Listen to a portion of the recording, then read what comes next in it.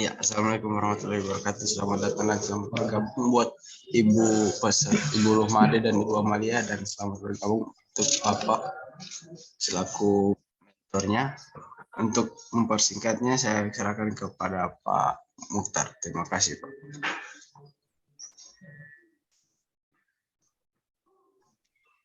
Baik, makasih banyak Saudara Kepala Per kita. Baik, alhamdulillah kita masuk ke seminar kedua dan ketiga. Jadi kesempatan ini kita panel dua-dua ya, Pak Mentor. Dua-dua Amalia dengan Lumada, kemudian berikutnya nanti Rizka Putri dengan Muhammad Ansar. Baik, Assalamualaikum warahmatullahi wabarakatuh dan selamat pagi. Alhamdulillah kita masuk ke seminar kedua dan ketiga, yaitu Saudari Amalia Pratiwi, SKM, dan Lumade Widyasari.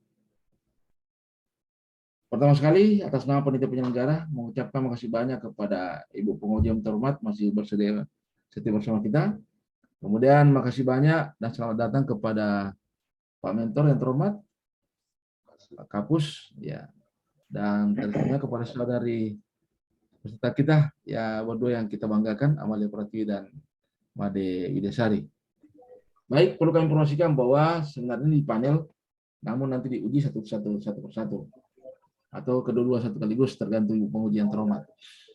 Diawali nanti pemaparan oleh Saudari Amalia Pratiwi, maksimal 10 menit, kemudian dilanjutkan dengan Lumade Widyasari, maksimal 10 menit.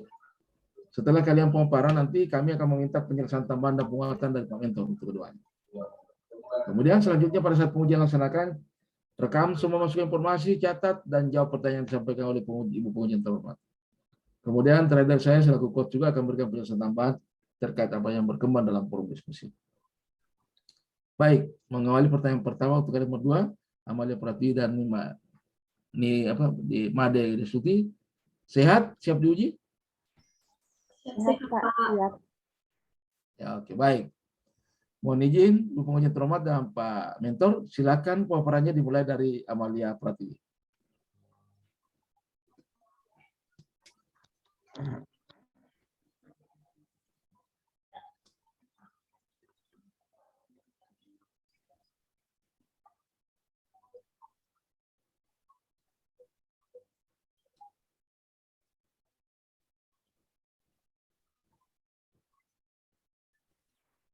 Bismillahirrahmanirrahim. Assalamualaikum warahmatullahi wabarakatuh.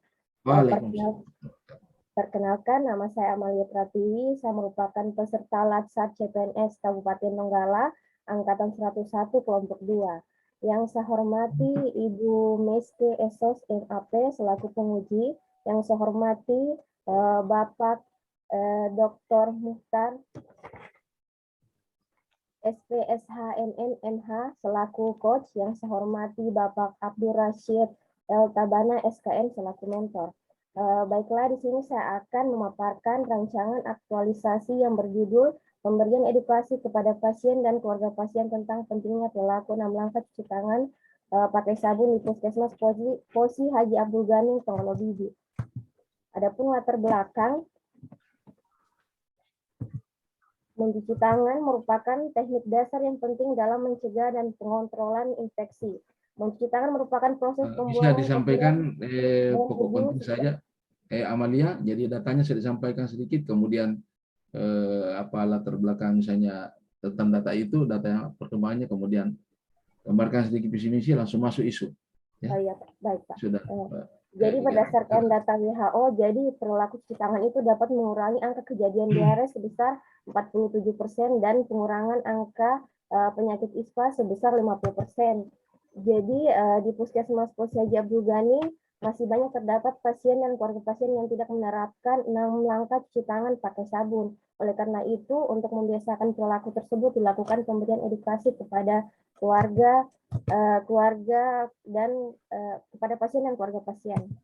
Kemudian untuk visi misi Kabupaten Donggala, untuk visinya yaitu terwujudnya masyarakat Kabupaten Donggala yang sejahtera, berdaya saing, mandiri dan berkelanjutan dengan bijak ya pada nilai kearifan lokal. Untuk misi Kabupaten Donggala ada terdapat 5, yang berkaitan dengan rancangan aktualisasi saya, yaitu misi ketiga, peningkatan sumber daya manusia yang kompetitif berlandaskan iman dan ketakwaan.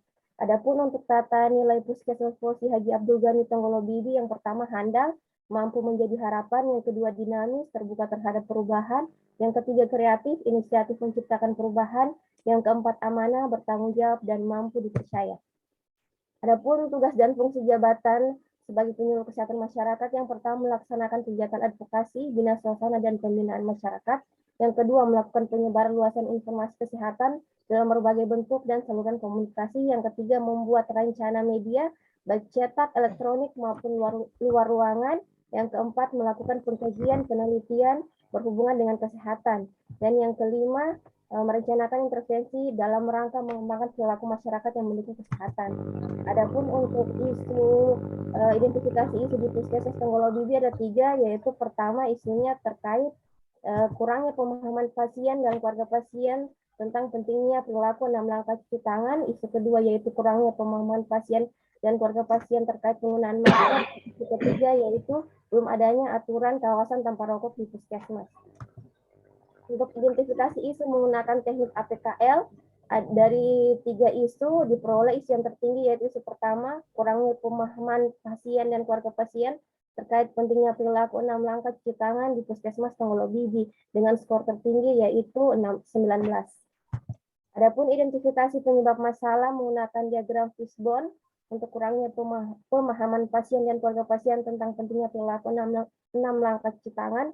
Untuk manusianya yaitu kurangnya pengetahuan pasien dan keluarga pasien tentang pentingnya 6 langkah cuci tangan. Untuk metodenya yaitu kurangnya kegiatan penyuluhan terkait manfaat 6 langkah cuci tangan. Untuk lingkungan yaitu terbatasnya media informasi kesehatan tentang 6 langkah cuci tangan pakai sabun, dan untuk materialnya yaitu terbatasnya fasilitas sarana tempat cuci tangan di Puskesmas. Adapun untuk alternatif pemecahan masalah atau ide gagasan, yang pertama terbatasnya media informasi kesehatan tentang 6 langkah cuci tangan. Ide gagasannya yaitu membuat poster dan leaflet 6 langkah cuci tangan. Yang untuk kedua, kurangnya pengetahuan pasien dan keluarga pasien tentang pentingnya 6 langkah cuci tangan. Ide gagasannya yaitu menempelkan media-media promosi kesehatan di Puskesmas dan melakukan edukasi terkait pentingnya 6 langkah cuci tangan. Dan ketiga yaitu terbatasnya fasilitas sarana tempat cuci tangan di Puskesmas. Ide gagasan yaitu menyediakan sarana dan prasarana fasilitas tempat cuci tangan di Puskesmas. Dan yang keempat yaitu kurangnya kegiatan penyuluhan terkait manfaat 6 langkah cuci tangan pakai sabun. Ide gagasannya yaitu melakukan penyuluhan kepada pengunjung Puskesmas tentang manfaat 6 langkah cuci tangan pakai sabun. Adapun untuk tahapan rancangan kegiatan aktualisasi, kegiatan yang pertama yaitu persiapan aktualisasi. Ada 3 tahapan kegiatan. Yang pertama konsultasi rancangan dan meminta persetujuan mentor. Yang kedua koordinasi dengan teman sejawat. Yang ketiga yaitu pengusulan tim kerja. Kegiatan yang kedua yaitu penyiapan sarana atau media. Ada 4 tahapan kegiatan. Yang pertama mencari referensi terkait media. Yang kedua membuat desain media, leaflet dan poster. Yang ketiga finalisasi. Yang keempat penyiapan administrasi. Yang untuk kegiatan ketiga yaitu rapat tim dan finalisasi media, ada 3 tahapan kegiatan. Yang pertama pemaparan kepada tim kerja terkait konsep pelaksanaan kegiatan. Yang kedua meminta saran dan masukan. Yang ketiga finalisasi dan uji coba. Kegiatan yang keempat yaitu pelaksanaan edukasi 6 langkah cuci tangan pakai sabun. Ada 5 tahapan kegiatan. Yang pertama persepsi, outputnya yaitu penyamaan pendapat terkait edukasi yang akan disampaikan dan terdapatnya dokumentasi. Yang kedua itu pengukuran pengetahuan pretest, outputnya tersedianya hasil pretest untuk mengukur kemampuan awal peserta kegiatan awal dan tersedianya dokumentasi. Yang ketiga yaitu kegiatan inti atau pemberian edukasi, outputnya yaitu terlaksana kegiatan edukasi dan terdapat dokumentasi. Untuk postesnya yaitu outputnya tersedianya hasil lembar postes dan dokumentasi. Untuk yang kelima yaitu angket, outputnya tersedianya lembar angket untuk mengetahui seberapa besar minat masyarakat terhadap kegiatan dan adanya dokumentasi. Untuk kegiatan kelima yaitu evaluasi dan pemberian penghargaan. Ada 3 tahapan. Yang pertama membandingkan hasil pretest dan postes, outputnya yaitu hasil evaluasi pretest dan postes.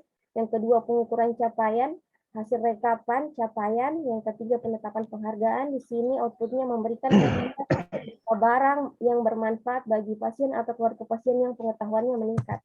Kegiatan keenam yaitu monitoring dan evaluasi. Ada 4 tahapan. Yang pertama pengukuran capaian, nilai pretest dan post-test, outputnya yaitu diagram hasil nilai pretest dan post-test.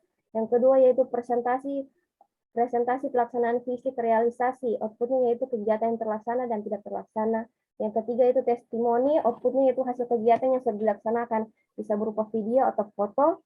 Kemudian yang keempat yaitu rencana tindak lanjut, outputnya yaitu melanjutkan rencana tindak lanjut melanjutkan program yang belum terlaksana dalam jangka menengah dan jangka panjang. Adapun untuk jadwal rencana kegiatan aktualisasi tertera pada PPT yang ditampilkan, yaitu dimulai pada bulan Juli tanggal 14 dan akhir pada bulan Juni tanggal 14 dan akhir pada bulan Juli tanggal 19. Baiklah, sekian presentasi yang dapat saya sampaikan. Mohon izin kepada Ibu penguji, Bapak mentor, dan Bapak coach untuk memberikan saran dan masukan agar rancangan aktualisasi saya dapat disempurnakan. Baiklah, sekian dan terima kasih. Wabillahi taufiq wal hidayah. Wassalamualaikum warahmatullahi wabarakatuh. Waalaikumsalam warahmatullahi wabarakatuh. Baik, silakan di-share. Demikian tadi pemaparan rancangan aktualisasi Saudari Amalia Pratiwi. Baik, selanjutnya dilanjutkan pemaparan Saudari Made Widyasari. Silakan. Maksimal 10 menit, sampaikan pokok penting saja, latar belakang sedikit, kemudian visi misi dan langsung masuk isu dan kegiatan. Langsung masuk isu dan kegiatan. Silakan. Pak, langsung mana nih Pak ini? Iya.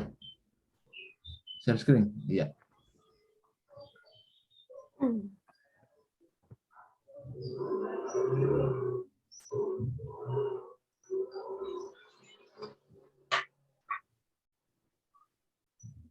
Assalamualaikum warahmatullahi wabarakatuh dan selamat pagi. Yang terhormat Ibu Meske Esos MAT sebagai penguji, yang terhormat Bapak Abdul Rashid L. Tabanal SKM sebagai mentor, yang terhormat Bapak Dr. Mustar SPSH MMMH sebagai coach. Baik, saya Made Widyasari, peserta Latsar CPNS Angkatan 101, kelompok 2 Kabupaten Donggala akan memaparkan rancangan aktualisasi yang berjudul penerapan SIPEMI, Sistem Pemantapan Mutu Internal di UPTD Puskesmas Posi Haji Abdul Ghani Tonglo Bibi. Adapun latar belakangnya yaitu pemeriksaan laboratorium tersendiri merupakan proses yang sering terkait. Ada 3 tahap pemeriksaan laboratorium, yaitu pra-analitik, analitik, dan pasca-analitik. Berdasarkan peraturan Permenkes nomor 8 NK-3/2006 tentang jabatan fungsional peranata laboratorium kesehatan, di mana keterampilan pelaksanaan tugasnya meliputi kegiatan teknis operasional yang berkaitan dengan penerapan konsep atau metode operasional di bidang laboratorium kesehatan. Pemantapan mutu internal sendiri itu merupakan kegiatan pengawasan yang dilaksanakan secara terus-menerus agar tidak terjadi atau mengurangi kejadian atau nilai error. Selain itu, pelayanan di laboratorium Puskesmas Posi Haji Abdul Ghani Tonglo Bibi dilaksanakan oleh bidan yang ditunjuk langsung oleh Kepala Puskesmas dan telah mengikuti pelatihan terkait pemeriksaan laboratorium. Langkah tersebut dilakukan sebelumnya karena tidak adanya tenaga analis kesehatan di Puskesmas Posi Haji Abdul Ghani Tonglo Bibi, sehingga pemantapan mutu internal selama ini tidak terlaksana dengan optimal. Hal tersebutlah yang mendasari saya untuk mengangkat judul terkait dengan pemantapan mutu internal di Puskesmas. Adapun visi misi Kabupaten Donggala, yaitu visinya terwujudnya masyarakat Kabupaten Donggala yang sejahtera, berdaya saing, mandiri, dan berkarakter dengan berpijak pada nilai kearifan lokal. Adapun misi yang berkaitan dengan aktualisasi yang saya laksanakan, yaitu misi ketiga, peningkatan sumber daya manusia yang kompetitif berlandaskan keimanan dan ketakwaan. Identifikasi isu berdasarkan kunjungan yang saya lakukan, itu ada 4 isu yang saya dapat, yaitu yang pertama, belum terlaksananya sistem pemantapan mutu internal di Puskesmas Posi Haji Abdul Ghani Tonglo Bibi. Yang kedua, yaitu kurangnya tidak lanjut terhadap kerusakan bagian-bagian alat pemeriksaan di laboratorium. Yang ketiga, yaitu kurang memadainya pengelolaan limbah hasil pemeriksaan laboratorium di Puskesmas Posi Haji Abdul Ghani Tonglo Bibi. Kemudian terakhir, yaitu kurang memadainya ruangan laboratorium di Puskesmas Posi Haji Abdul Ghani Tonglo Bibi. Isu-isu tersebut ditapis menggunakan teknik teknik analisis APKL, di mana skor tertinggi yaitu pemantapan mutu internal yang belum dilaksanakan di UPTD Puskesmas Posisi Haji Abdul Ghani Tomolo Bibi dengan total skor yaitu 18. Kemudian selanjutnya divalidasi menggunakan metode USG, di mana pemantapan mutu internal yang belum dilaksanakan di UPD Puskesmas Posisi Haji Abdul Ghani Tomolo Bibi.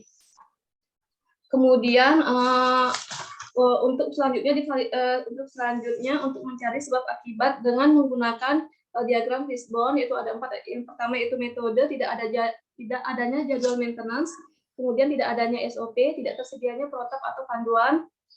Untuk SDM tersendiri itu belum adanya SDM yang kompeten sesuai dengan tupoksi, yaitu analis kesehatan. Kemudian lingkungan pemantauan suhu yang belum sesuai standar. Kemudian terakhir alat dan bahan reagen kontrol yang tidak tersedia. Alternatif pemecahan masalahnya terkait isu pemantapan mutu internal yang belum dilaksanakan di Puskesmas Posisi Haji Abdul Ghani Tomolo Bibi.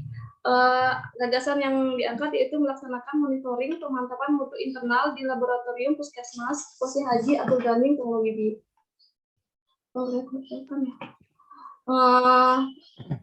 Rencana kegiatan yang akan dilaksanakan yaitu yang pertama tahapan kegiatan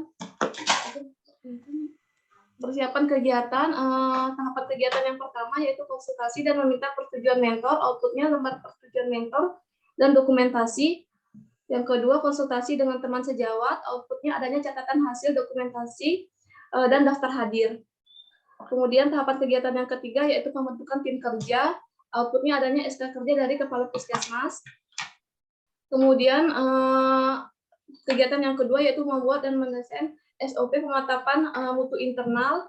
Adapun tahapan kegiatan yang pertama yaitu mencari referensi terkait dengan SOP. Outputnya adanya gambaran terkait penyusunan SOP.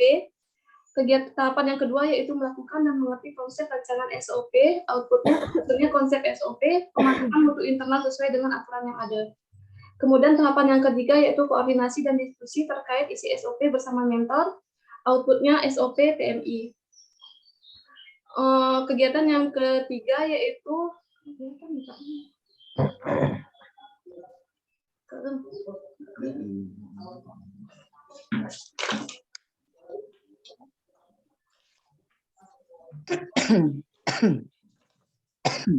melakukan kontrol pada alat analisis hematologi, di mana kegiatan yang pertama yaitu mengeluarkan reagen kontrol dari kulkas.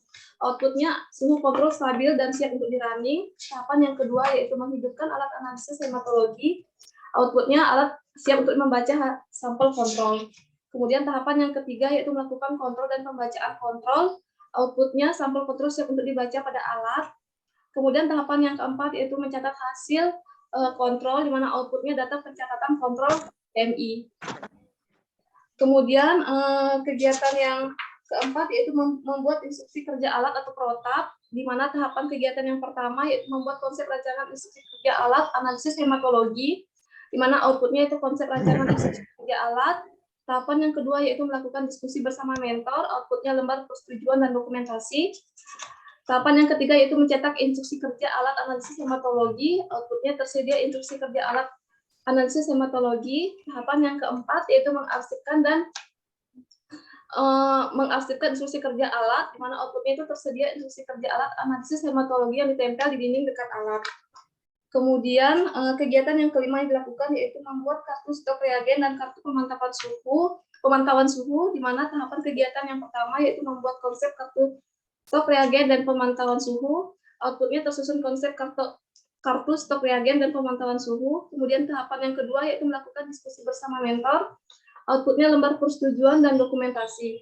Kemudian tahapan yang ketiga yaitu mencetak kartu stok reagen dan pemantauan suhu, di mana outputnya tersedia kartu stok reagen dan pemantauan suhu. Untuk kegiatan yang terakhir yaitu evaluasi dan monitoring, di mana tahapan yang pertama yaitu membuat laporan hasil PMI. Outputnya tersedia data hasil PMI. Kemudian tahapan yang kedua mengimplementasikan pemantauan stok reagen dan suhu. Outputnya terlaksananya pemantauan stok reagen dan suhu.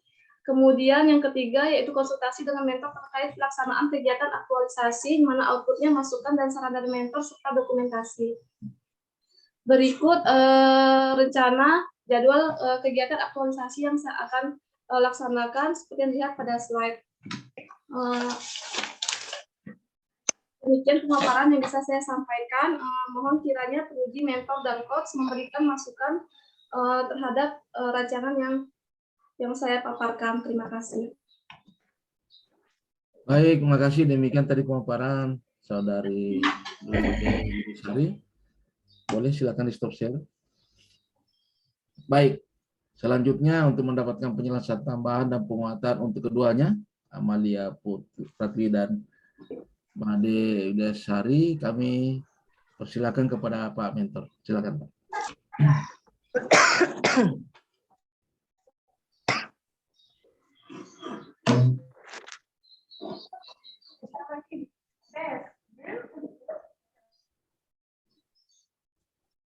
Ada audionya.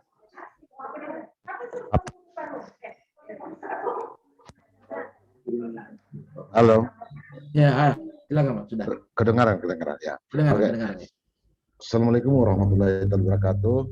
Waalaikumsalam warahmatullahi wabarakatuh. Untuk memberikan penguatan kepada kedua peserta LASAR pada hari ini, yang pertama saya mungkin ke Amalia dulu. Amalia, iya. Amalia Pratwi SKM. Pertama mungkin saya kembali ke latar belakang Puskesmas Posya Jebol Gunung ini.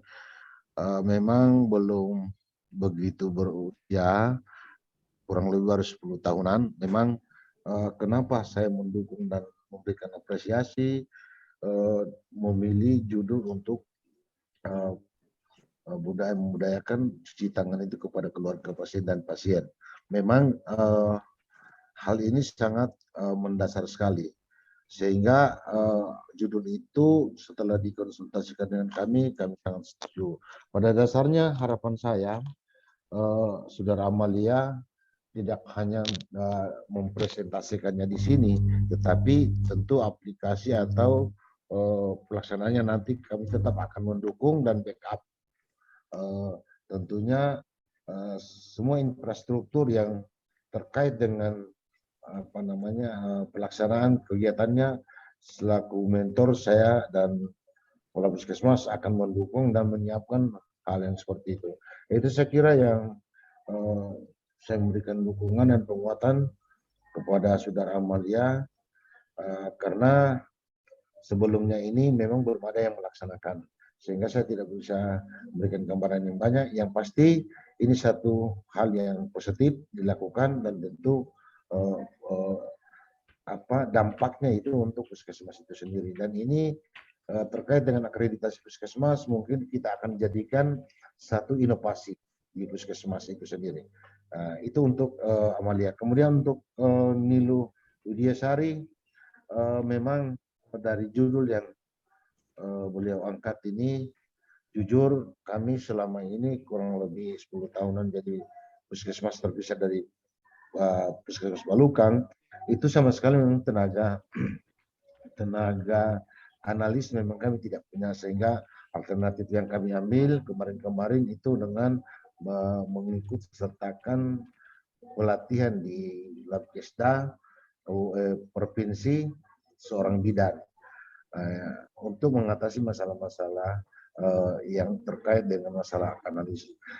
Saya sangat memberikan apresiasi dan dukungan sepenuhnya kepada Saudara Made Widiasari, karena ini hal yang pertama. Jadi saya tidak bisa mengomentari.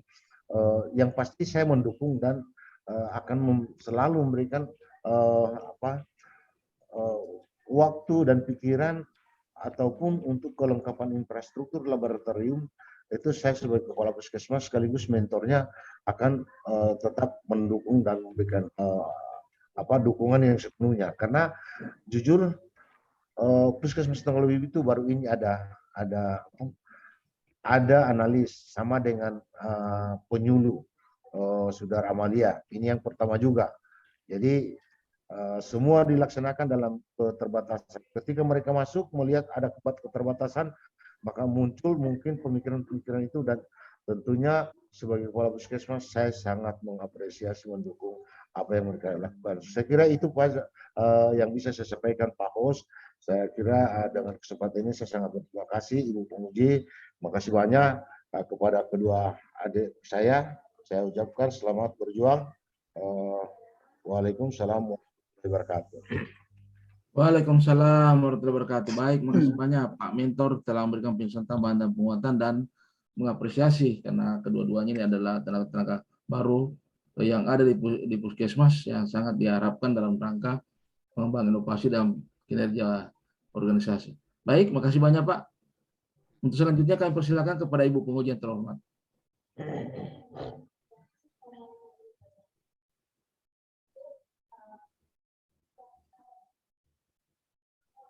Silakan Ibu penguji, mungkin bisa dimulai dari Ibu Amalia, baru ke Ibu Made Destuti. Kayaknya signal bermasalah.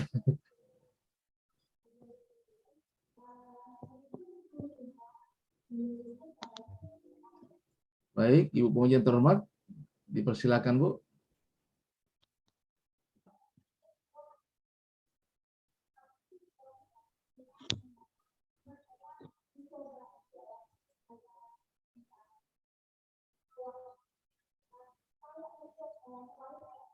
Nah, terlempar dia. Signal. Nanti kita undang kembali.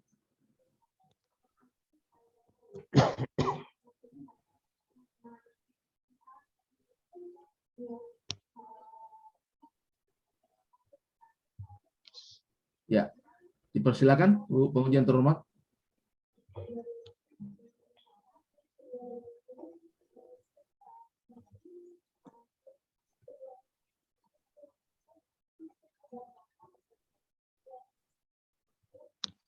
Suaranya Bu, suaranya. Oh ya, oke. Ya, Audio, makasih. ya. Oke, silakan Bu. Halo, Ya. ya. Baik, terima kasih. Assalamualaikum warahmatullahi wabarakatuh. Waalaikumsalam warahmatullahi wabarakatuh. Salam sejahtera bagi kita semua. Om Tiatu Astu Namo Buddhaya.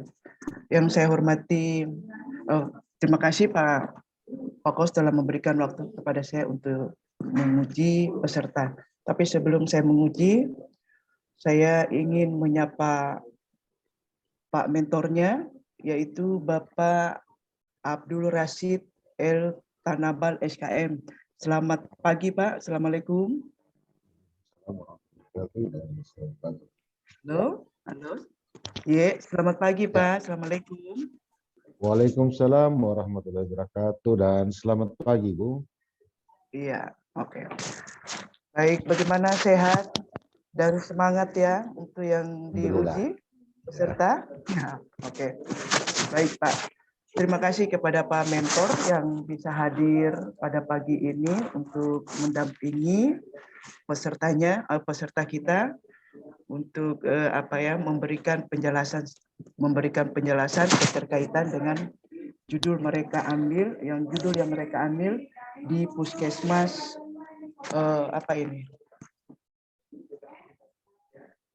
di unit kerja UPTD Puskesmas Haji Abdul Ghani Tonggolo Bibi Pak ya. Yap. Ya. Ya. Baik Pak. Mungkin saya lanjut saja kepada peserta dengan Ibu Nona Amalia ya. Iya, Halo. Bu. Iya Bu. Iya. Nona Amalia ada? Iya Bu, ada Bu. Iya, oke. Nona Amalia, ini yang saya lihat tadi pemaparannya yaitu pemaparan rancangan aktualisasi nilai-nilai dasar ASN, itu pemberian edukasi kepada pasien dan keluarga pasien tentang pentingnya perilaku dan 6 langkah cuci tangan menggunakan sabun menggunakan sabun di Puskesmas Posi di Haji Abdul.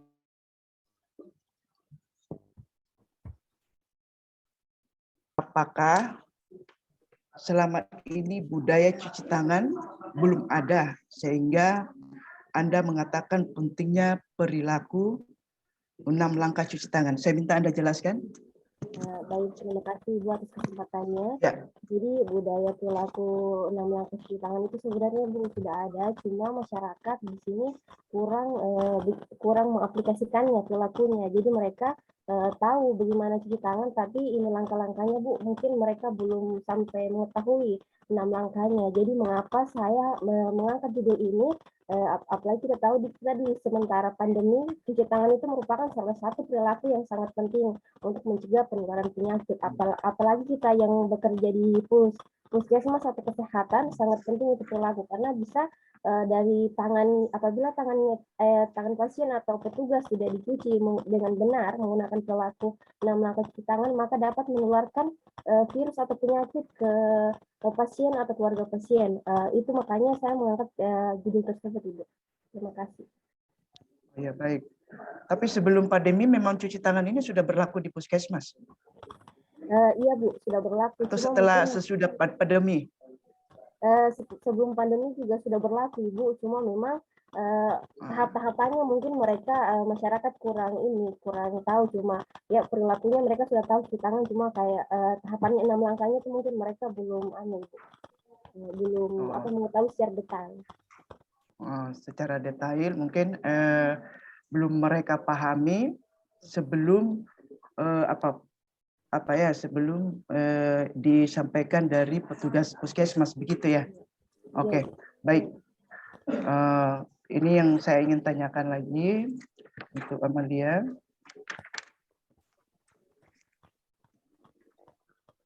Alasan Anda memilih judul ini?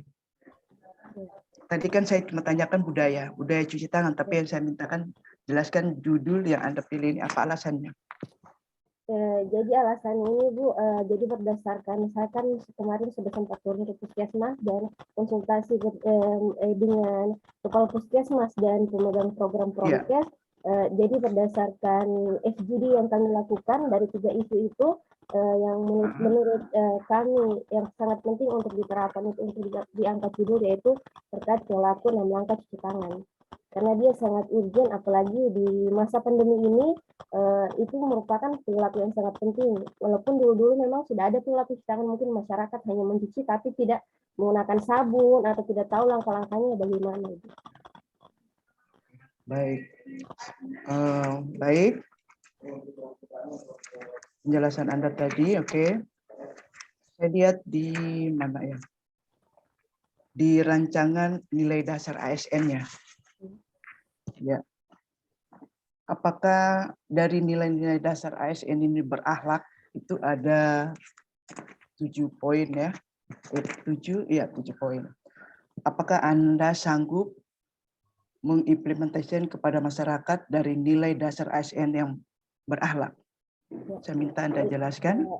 Baik, Bu, insya Allah saya akan sanggup mengimplementasikan 7 nilai ini berakhlak, karena jadi berdasarkan kegiatan saya, ada kegiatan yang tidak semuanya seperti persiapan, ada yang kayak cuma 3 yang saya implementasikan, tapi pada saat pelaksanaan kegiatan di situ 7-7-nya saya implementasikan itu kegiatan untuk berakhlak, Ibu. Jadi insya Allah akan bisa diterapkan. Baik. Berarti Anda siap ya memberikan orientasi pelayanan kepada masyarakat seperti keinginan Amelia dengan disesuaikan dengan judul tadi ya. Oke, baik. Saya masuk di apa? Coba saudara jelaskan keterkaitan isu yang saudara angkat dari agenda 3. Iya. Jadi keterkaitan isu itu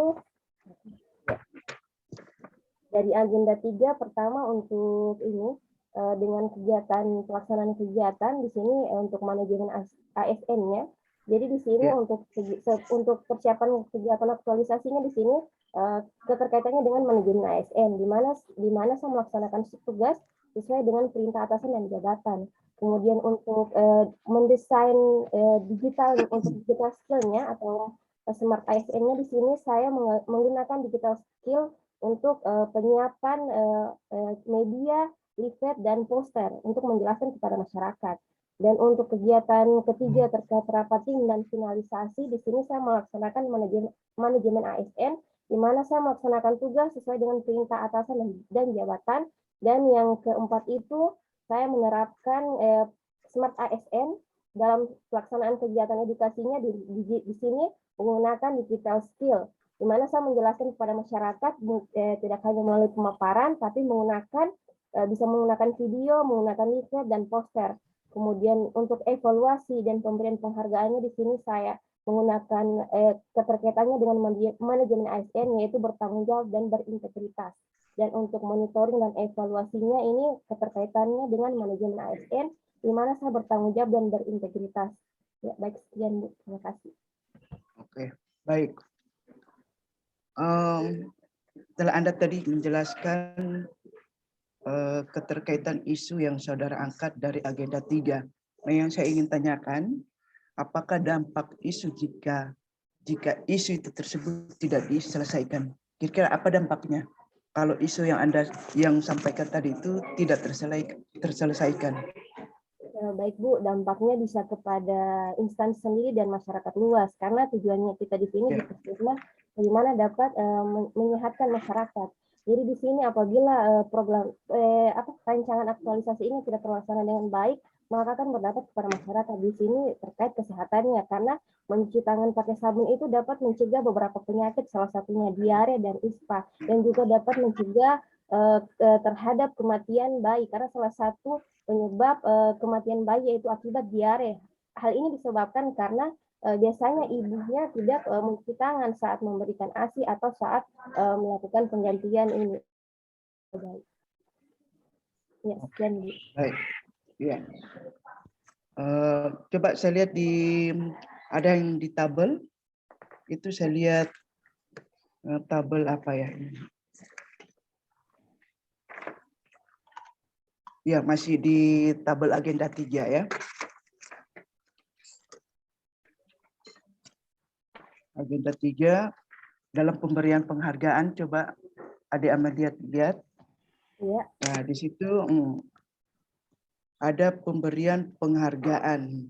Nah, ada beberapa item, A, ada B, lantas di poin bawah ada C. Nah, di bawah situ, di bawah poin 6 itu ada monitoring dan evaluasi. Ini mungkin juga barangkali masukan ya. Nanti dikonsultasikan dengan membandingkan hasil pretest dan protes. Apa ya? Proses. Nah, ada pengukuran capaian. Di situ ada pengukuran capaian, ada penetapan penghargaan.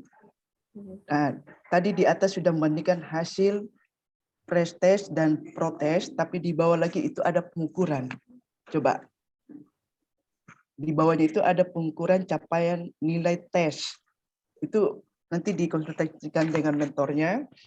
Seperti apa ini mungkin Anda yang lebih tahu. Jadikan mungkin bisa dijadikan satu ya, pembentukan hasil pretest dan protes, pengukuran capaian, toh, penetapan penghargaan, dengan di bawah lagi ada pengukuran. Ya. Oke. Ya, di pengukuran, di prosesnya itu ada testimoni. Berarti testimoni itu ada pembuktian setelah Anda melakukan kegiatan-kegiatan yang Anda lakukan seperti judul pencucian tangan ya, itu kan testimoni ya. Oke. Baik. Di rencana tindak lanjut.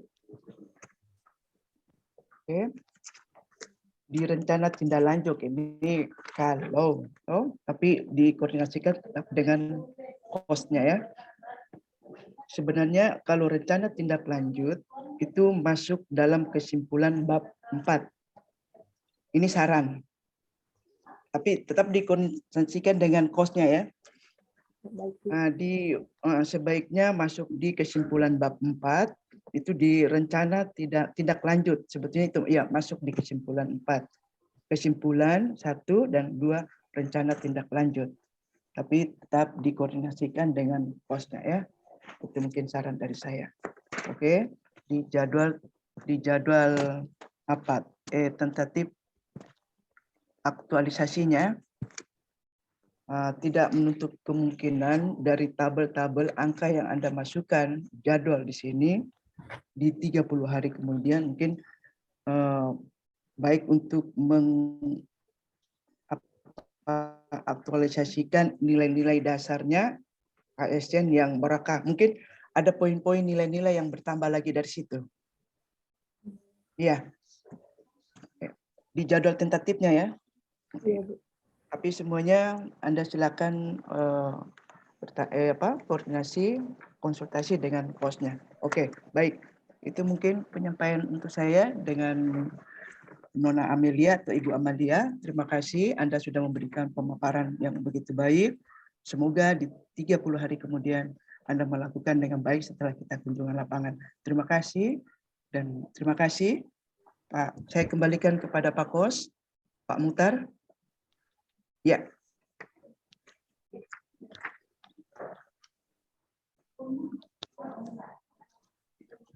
Suaranya Pak, suaranya.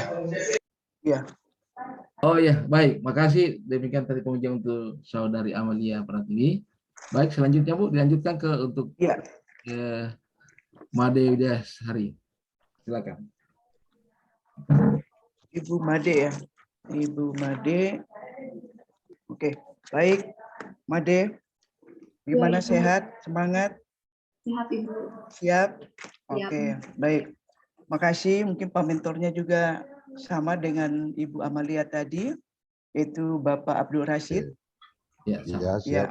Oke. iya Pak. Saya lanjut aja kepada pesertanya. Ya, baik Ibu Lumade Widyasari.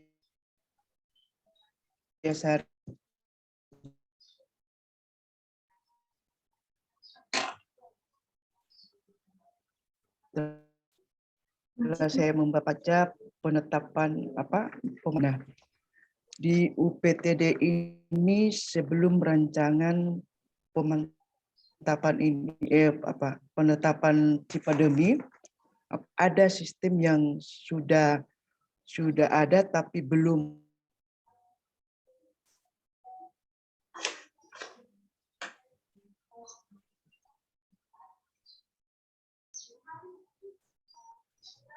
signal. Pada sistem yang sudah ada tapi belum dilaksanakan apa ya?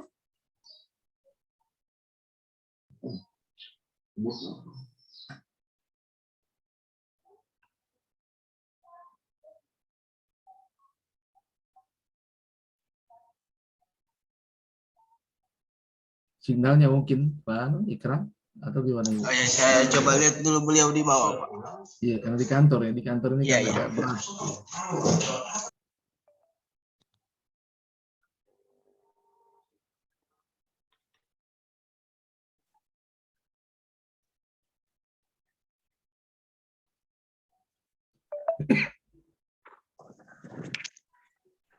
Krishna.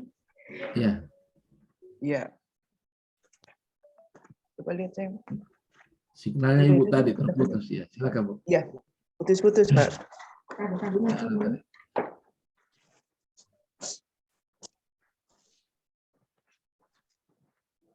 Oke, baik. Made ya. Ya, Ibu. Ternyata saya tadi apa sudah didengar tadi yang saya bertanya? Maaf Ibu, Belum tadi lengkap, belum terputus. lengkap Bu. Jadi, Oh ya, Belum lengkap. berarti saya jelaskan kembali ya. Saya bertanya iya. kembali ya. iya, Ibu. Oke, baik. Di situ penerapan Cipademi sistem pemantapan mutu internal ya. Nah, saya tanyakan apakah di UPTD ini sebelum rancangan penetapan Cipademi sistem yang sudah ada itu belum berjalan sebelum pandemi? Ya. Mohon izin menjawab Ibu. Sebelumnya yang saya dapat informasi dari bidan yang bertugas di laboratorium itu belum terlaksana secara optimal pemantapan mutunya. Misalnya contohnya itu tentang reagen dan kontrol alat, di mana karena di sana kendalanya kan mati lampu, jadi lampunya kurang stabil. Jadi untuk suhu kontrol alatnya itu masih belum optimal. Itu saya antisipasi nanti ke depannya itu dengan menggunakan full box gitu Ibu. Oh gitu ya.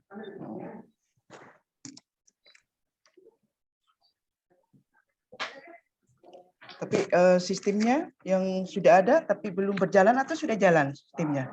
Maksudnya tadi? Sistemnya itu ada yang beberapa berjalan tapi belum optimal Ibu. Oh, ya. Oke, baik. Apa alasan saudara mengambil judul ini? Oh, ya. Baik, izin menjawab Ibu. Ya. Setelah saya melakukan kunjungan ke Puskesmas Posi Haji Abdul Ghani Tonglo Bibi, di situ pelayanan puskesmasnya seperti yang dibilang Kepala Puskesmas itu dilaksanakan oleh bidan yang ditunjuk langsung dan telah mengikuti pelatihan terkait pemeriksaan laboratorium. Langkah tersebut kan dilakukan karena sebelumnya tidak ada tenaga analis kesehatan di Puskesmas. Sehingga pemantapan mutu internal otomatis tidak berjalan secara optimal. Nah, hal tersebutlah yang mendasari saya untuk memilih judul tentang penerapan sistem pemantapan mutu internal di Puskesmas Posi Haji Abdul Ghani Tonglo Bibi. Itu Ibu. Oke, baik penjelasannya. Bagaimana dengan nilai-nilai dasar ASN berakhlak? Yang ada beberapa item itu, ada 6 barangkali. Bagaimana itu? Ya, ada 7 Ibu. Ya, salah satunya saja barangkali. Di sini kan ada berapa harmonis, loyal. Itu berkaitan dengan judul Anda.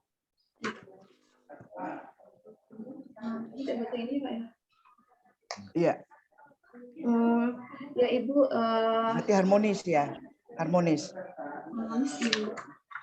Iya, coba. Yang saya minta contohnya. bagaimana? Menjawab yang untuk contoh harmonis yaitu misalnya pada saat konsultasi dan meminta persetujuan bersama mentor kita itu meningkatkan kompetensi diri di mana melaksanakan tugas dengan kualitas terbaik. Kemudian untuk ya. Baik, ini yang saya tanyakan untuk agenda 3-nya. Coba saudara jelaskan keterkaitan isu yang saudara angkat dengan agenda 3. Baik Ibu. Iya. Keterkaitan isu yang pertama yaitu persiapan kegiatan aktualisasi itu berkaitan dengan manajemen ASN di mana melaksanakan tugas sesuai dengan perintah atasan atau perintah atasan. Kemudian yang untuk kegiatan membuat dan mendesain SOP pemantapan mutu internal itu berkaitan dengan Smart ASN di mana itu berkaitan dengan digital skill menggunakan teknologi dalam penyusunan mencari referensi terkait dengan pembuatan SOP. Kemudian yang kegiatan melakukan kontrol pada alat analisis hematologi itu berkaitan dengan manajemen SN di mana melaksanakan kegiatan sesuai dengan tugas saya sebagai analis kesehatan. Kemudian kegiatan yang keempat yaitu membuat instruksi kerja alat atau protap juga berkaitan dengan manajemen ASN di mana melaksanakan kegiatan dengan membuat konsep rancangan sesuai dengan tugas saya. Kemudian juga membuat stok reagen dan kartu pemantauan suhu itu berkaitan dengan manajemen ASN, melaksanakan tugas sesuai dengan perintah. Kemudian yang evaluasi monitoring itu berkaitan dengan manajemen ASN, melaksanakan tugas sesuai dengan perintah atasan. Baik. Apa dampaknya jika isu tersebut tidak terselesaikan? Apa dampaknya? Ya. Baik, Ibu izin menjawab. Adapun dampak jika isu yang saya angkat ini tidak terlaksana, yang pertama tentunya mengurangi mutu pelayanan puskesmas, di mana jika penerapan mutu internal tidak terlaksana, sehingga standar pelayanan pun menjadi tidak optimal. Dampak yang kedua yaitu pelayanan menjadi tidak efektif dan efisien. Dampak yang ketiga yaitu hasil pemeriksaan tidak bisa dipastikan keakuratannya, di mana Jika kontrol tidak dilaksanakan, kontrol alat, maka hasilnya bisa dipertanggungjawabkan. Kemudian dampak bagi instansi itu mempengaruhi untuk kegiatan akreditasi Ibu dalam pelayanan petugas laboratorium puskesmas. Saya mau zoom dulu. Sudah pas, sudah ini. Oke, baik. Dari penjelasan tadi, dari penjelasan di agenda 3, apakah Anda bisa mengaktualisasikan saat Anda melanjutkan nanti di lapangan? Baik, saya akan menjawab. Saya bisa mengaktualisasikan kegiatan rancangan yang akan saya lakukan karena sebelumnya saya sudah berkonsultasi juga bersama coach dan mentor terkait pemantapan mutu internal yang akan saya laksanakan di laboratorium.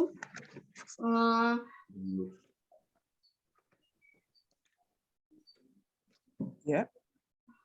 Ya, Ibu. Terkait kegiatan saya yang saya lakukan di laboratorium, saya sudah berkonsultasi bersama mentor dan kapus dan bersama bidan yang bertugas sebelumnya. Oke. Kalau begitu saya lihat di rencana jadwal aktualisasi jadwal aktualisasi. Coba di situ. Ini saran ya. Boleh Anda sarannya bukti fisik daripada waktu kegiatan-kegiatan Anda itu harus di bukti-bukti fisiknya seperti absen atau kehadirannya itu harus ada ya. Nanti konsultasi dengan coach-nya. Tetap berkoordinasi dengan mentornya. Nah, dari kegiatan nilai agenda berakhlak, dari kegiatan nilai agenda berakhlak itu sampai 30 hari ke depannya. Tidak menuntut kemungkinan itu muncul nilai-nilai yang belum terarah.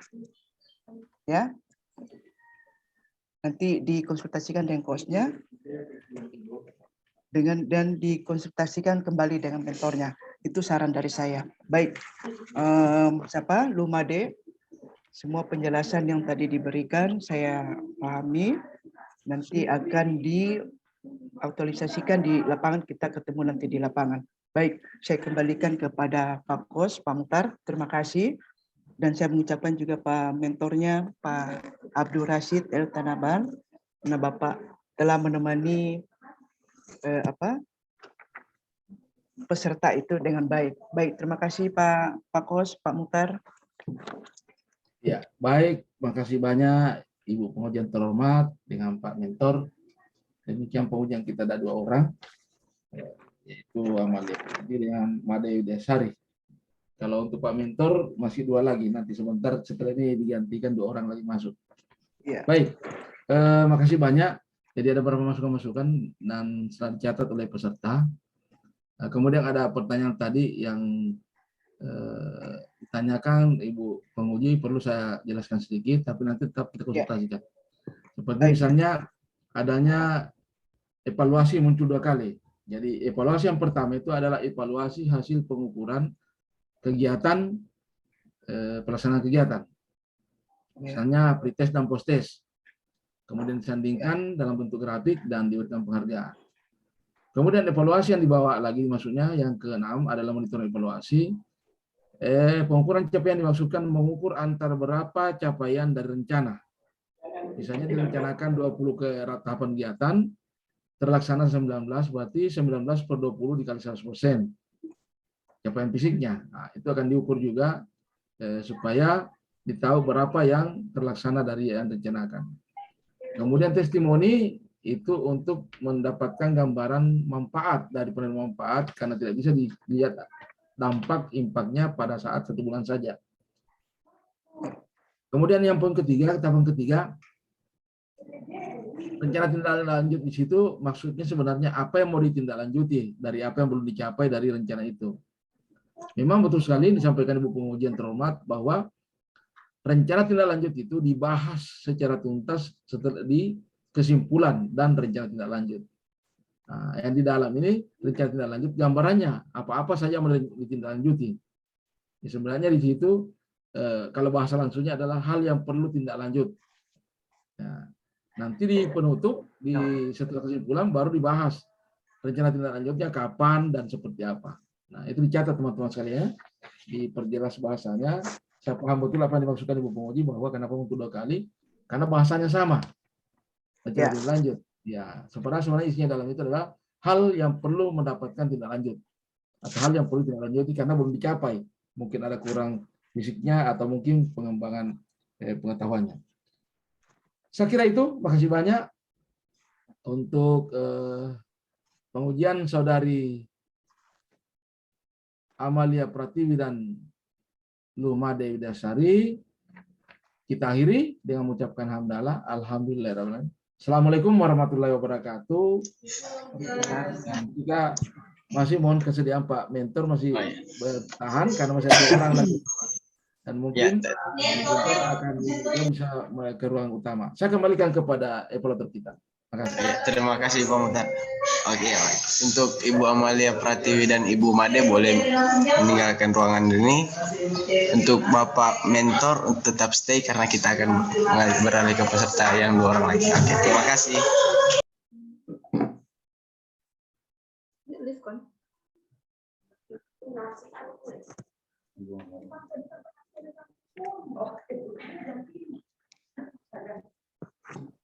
Ini sih izin bertanya Pak, ini langsung live room saja Pak.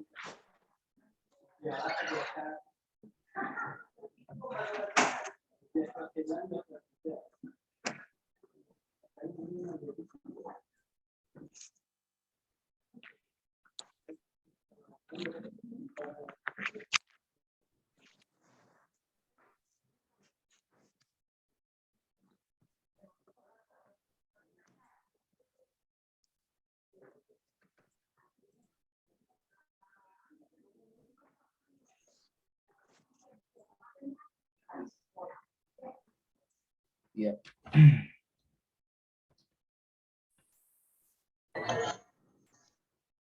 Iska Putri dan Anzar.